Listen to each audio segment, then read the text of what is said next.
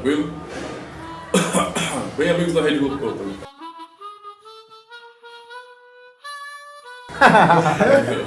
Ainda bem que não está ao vivo. Vamos lá? Deixa eu fazer uma pergunta melhor aqui, viu? E aí, pronto. Vamos lá agora. Fala, galera do YouTube, seja mais uma vez bem-vindo ao canal Sertão Reformado. Dessa vez o canal Sertão Reformado está aqui cobrindo a terceira conferência reformada aqui no Jacintinho, que tem sido um evento muito bom. Acabamos de ouvir palestras realmente edificantes, que trouxeram muito conhecimento para nós. Ouvimos primeiro o pastor Abrão e vamos também fazer uma entrevista com ele. E depois ouvimos o pastor Lúcio, justamente falando sobre a conversão. E pastor Lúcio, o pessoal já conhece o senhor no canal e nós queremos apenas que o senhor fale ao público aí da internet, a jovens, a de repente pessoas que não conhecem muito bem a fé reformada ou têm dúvidas com relação ao que realmente é a pregação reformada, o entendimento reformado da salvação, da conversão. As perguntas são o que é a conversão e de quem depende a conversão. Certo. Falar sobre conversão, primeiro eu quero dizer o que não é conversão. Porque, infelizmente, pessoas partem de um pressuposto errado de que conversão é mudança de comportamento. Conversão não é mudança de comportamento. A conversão é a mudança de atitude. E essa mudança de atitude, ela procede de um coração que, se não for, se não passar por uma influência do Espírito Santo, essa atitude exigida na conversão não vai acontecer. Então, primeira coisa, conversão não é mudança de comportamento. Até é possível que você veja até pessoas convertidas de fato, que talvez ainda sofra com alguns pecados, ainda tem que lidar com certos pecados, e não é facilmente que a pessoa no outro dia, parece que apertaram um botãozinho, a chavezinha de liga, e dormiu um tipo de pecador e acordou que parecia um anjo, com aquela auréola na cabeça. Não é assim. A conversão é uma mudança de atitude, mas essa mudança de atitude, ela é profunda demais para que o próprio pecador consiga resolver sozinho. Eu expliquei na palestra, agora há pouco, você pode depois recuperar o vídeo no canal Sertão Reformado, explicando então algumas etapas. Para não gastar muito tempo, eu não fui mencionando o nome de autores, de teólogos, mas as confissões reformadas usam essas terminologias para explicar a natureza da verdadeira conversão. O Catecismo de Heidelberg, por exemplo, fala que a verdadeira conversão é o morrer da velha natureza e o nascimento da nova natureza. Hoje eu foquei mais naquilo que seria a primeira parte do que o Catecismo de Heidelberg está dizendo, que é a morte da velha natureza.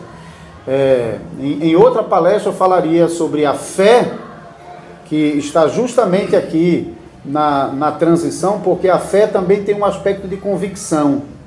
Então, de um lado, o arrependimento tem um aspecto de convicção do pecado, do outro lado, a fé tem um aspecto de convicção na promessa que Deus faz.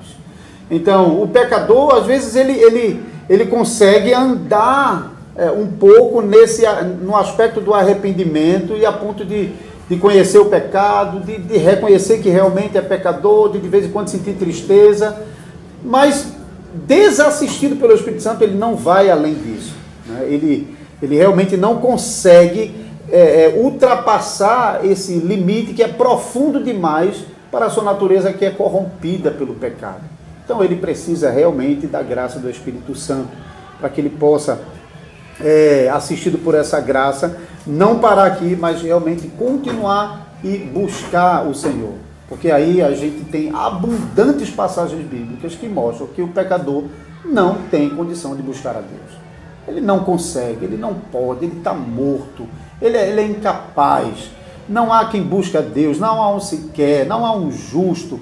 Todos se extraviaram, uma a uma se fizeram inútil. Então você pode ler isso em Romanos capítulo 3. Então, a conversão, entre outros elementos, inclui esse aspecto de um arrependimento que às vezes pode ser imitado pelo pecador até certo limite, mas não passa dali para a confissão genuína, e muito menos prosseguir para buscar aquele que é o único e suficiente Salvador. Então, conversão é uma mudança, sim, mas não no comportamento.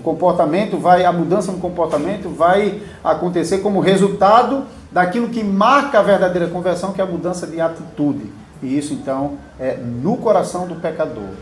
É a nova natureza surgindo, enquanto a velha natureza está morrendo. Muito bem, pastor. A segunda, então, foi... De quem depende a conversão. Ok.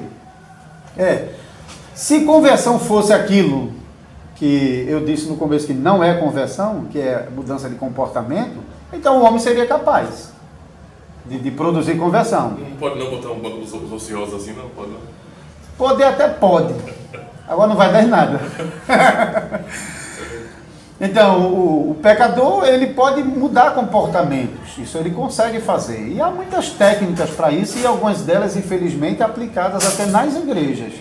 Mas não tem como mudar uma atitude do coração. O homem depende da graça do Senhor para que realmente ele possa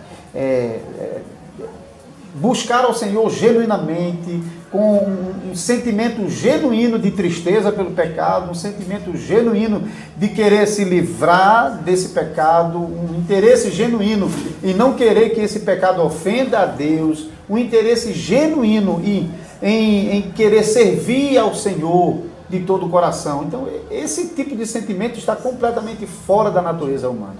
Então, a conversão é uma obra que depende exclusivamente do Espírito Santo operando no coração do pecador. A saideira, então, pensando nisso, pastor. Então, depois de tudo o que nós já ouvimos na palestra e também nessa argumentação agora, eu posso entender, então, que essas conversões em massa, certo, que acontece já há muito tempo, não é? O pessoal lota estádio, faz cruzadas evangelísticas, mega eventos, e um monte de gente é chamada à frente, é desafiada pelo pregador, para irem à frente e ali apenas receberem uma oração ou então responderem, não é, que aceitam Jesus Cristo como único Salvador. Então isso em si não determina ou não realmente transforma a vida das pessoas como muitas pessoas encaram.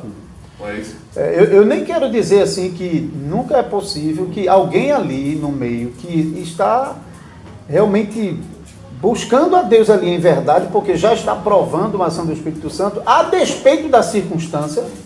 Eu não quero negar essa possibilidade, mas não é aquele ato em si que está sendo celebrado ali. Aquilo ali, de fato, não tem poder nenhum contra a nossa natureza humana corrupta. As melhores técnicas humanas, recentemente, eu conversando com um professor de psicologia, ele deu uma boa aula e ele falou uma coisa muito boa, ele falando contra aquela técnica behaviorista, né? Os profissionais que acham que eles conseguem, se você der para ele um ambiente 100% controlado, ele vai determinar o comportamento da pessoa. Então, ele disse, isso é impossível, porque você não pode ter 100% do ambiente controlado. Aí eu pedi licença, isso foi numa aula, eu pedi licença para acrescentar que, mesmo que você tivesse um ambiente 100% controlado, ainda assim você não podia garantir os resultados, porque aquela pessoa que está ali, ela é corrupta na sua natureza. Pode fechar ela num quadrado e controlar tudo.